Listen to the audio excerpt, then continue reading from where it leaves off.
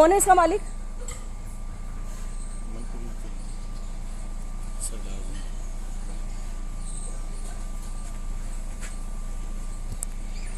उतरो ना। ये बिना सुरक्षा उपकरण के काम कर रहे हैं और अभी अभी आदर्श नगर जोन में एक मजदूर मरा है। उसके बावजूद ही लगातार इस तरह की मनमानी बिल्डरों की चल रही है। इस बिल्डिंग को सीज ही करवाना चाहिए। एम्बुलेंस कहाँ है यहाँ पर? इस तरह का काम चल रहा है तो एम्बुलेंस भी खड़ी होती है ना नीचे।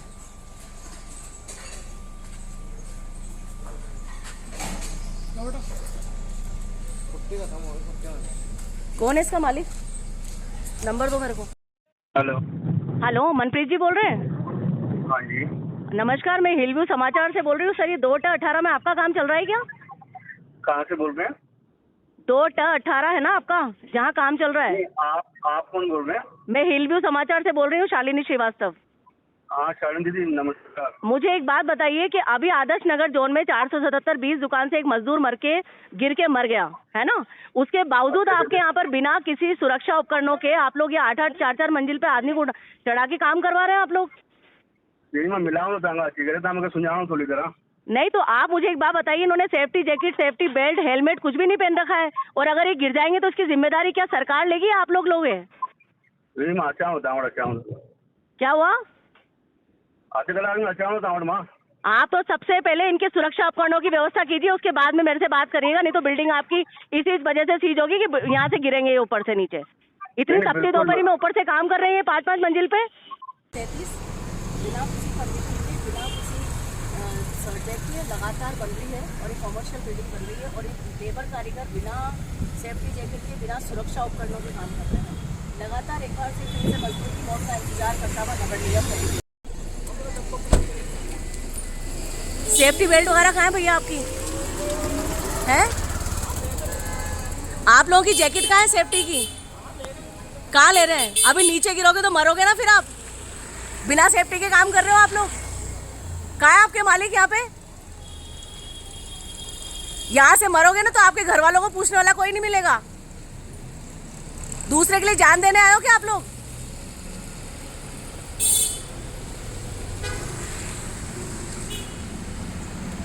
ये बिना सेफ्टी के काम चल रहा है यहाँ पे और बिना किसी सेफ्टी के लगातार ये लटक रहे हैं यहाँ पे लोग, कारीगर लेबर। देखिए आप।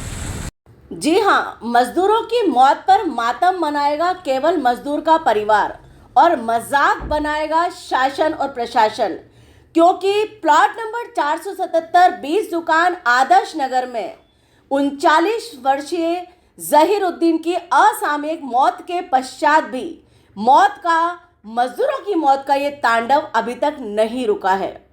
हम आपको लगातार झलकियां दिखा रहे हैं इस तरह के मामलों की, जहां पर मौत के मुंह में मजदूर झूला झूलते हुए नजर आ रहे हैं, लेकिन बिल्डर और ठेकेदार चैन की नींद सो रहे हैं और इनके साथ साथ भांग की गोली खाकर सो गया है शासन और प्रशासन।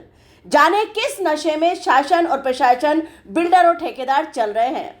मजदूरों की असामयिक दर्दनाक मौतें हो रही हैं, लेकिन उसके बावजूद भी अभी तक नगर निगम हेरिटेज ने और नगर निगम ग्रेटर ने शिकंजा नहीं कसा है इस तरह के अवैध निर्माणकर्ता बिल्डर्स और छुटभइये ठेकेदारों पर। फिर से झलकी दिखाते हैं हम आपको A33 सेठी कॉलोनी के अवैध कमर्शियल निर्माण की, जो कि बिना निगम स्वीकृति के बन रहा है, जिसके किसी भी तरह के कोई भी कागजात नगर निगम हेरिटेज में मौजूद नहीं है, जैसा कि हमें अधिकारी और कर्मचारियों से RTI के तहत जानकारी मिली। यानी बिना किसी दस्तावेज के, बिना किसी अस्तित्व के A33 का अवैध कमर्शियल निर्माण, बहुमंजिला निर्माण, जीरो सेटबैक निर्माण लगातार जारी है।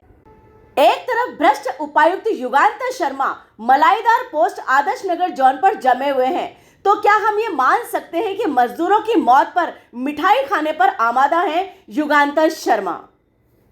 दूसरी झलकी आप देखिए प्लॉट नंबर 2/17 की, जहां पर बिना अनुमति के जीरो सेटबैक पर बिना सुरक्षा उपकरणों के मौत का झूला झूल रहे हैं मजदूर, और लगातार हिलव्यू समाचार आगाह कर रहा है मजदूरों को उनके जीवन के लिए, लगातार शिकंजा कस रहा है उन अवैध निर्माणकर्ताओं की अवैध इमारतों पर, जहां पर मजदूर मौत पर झूल रहे हैं। इसी के इतर आप देखिए 2/28 जवाहर नगर, जहां पर बिल्डिंग सीजर की गई, लेकिन सीजर के दौरान ही लगातार निर्माण जारी है। अवैध बेसमेंट के अंदर अवैध ऑफिस जारी है और इसी के साथ साथ बताया गया है कि सीजर मुक्ति हो गई है, लेकिन सीजर मुक्ति के साथ साथ अवैध निर्माण नहीं हटाया गया है और यहां पर भी बहुमंजिला इमारत पर मजदूर झूलते देखे जा सकते हैं। अब हम आपको लेकर आते हैं प्लाट नंबर 6/20 में, जो कि जवाहर नगर के आदर्श नगर जोन के निगम के बिल्कुल बगल में है, जहां पर बहुमंजिला इमारत 2 नोटिस के बावजूद भी बन रही है और अवैध इमारत बिना निगम स्वीकृति के 0 सेटबैक पर मजदूरों की जान खेलते हुए बन रही है और अभी तक 2 नोटिस देने के बावजूद नगर निगम आदर्श नगर जोन ने इसको सीज नहीं किया है। आखिर क्यों? अब हम आते हैं आदर्श नगर जोन से देवी माता मंदिर रोड पर सिंधी कॉलोनी में, जहां पर ताजा फल की बहुमंजिला इमारत बिना सुरक्षा उपकरणों के मजदूर की जान से खेल रही है और यहीं पर देवी माता मंदिर रोड पर ही प्लॉट नंबर 709, जहां पर पुरुष और महिला मजदूर लटक रहे हैं बहुमंजिला इमारत पर।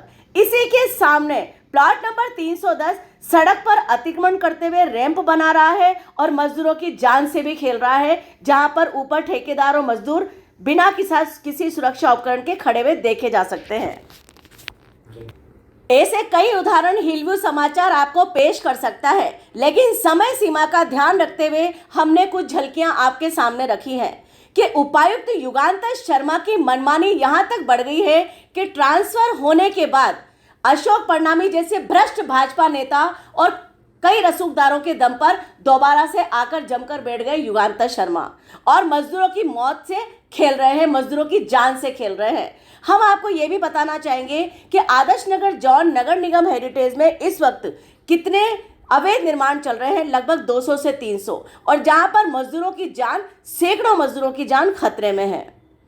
यहाँ पर भजन सरकार की भ्रष्टाचार जीरो टॉलरेंस नीति वास्तव में जीरो नजर आती है, लेकिन भ्रष्टाचार जीरो टॉलरेंस नीति नहीं, मात्र उनकी कार्यनीति, उनकी कार्य सिद्धांत, उनकी कही गई बात। क्योंकि अभी तक अधिकारियों और कर्मचारियों में किसी भी तरह से भ्रष्टाचार जीरो टॉलरेंस नीति को लेकर अवेयरनेस नहीं आई है। भजन सरकार लगातार भ्रष्टाचार जीरो टॉलरेंस नीति की बात करती है। अधिकारी, कर्मचारी, छुड़भैये नेता, बिल्डर्स, यहाँ तक कि भाजपा के वरिष्ठ नेता अशोक परनामी जैसे लोग भी भ्रष्टाचार पर लगातार काम करते हैं, भ्रष्टाचार करते हैं, भ्रष्ट अधिकारियों को प्रोटेक्ट करते हैं, उन्हें दोबारा से लाकर पदासीन करते हैं, ट्रांसफर रुकवाते हैं, अंदर ही अंदर धमकियां देते हैं कई सारे अधिकारी कर्मचारियों को ट्रांसफर न करने की।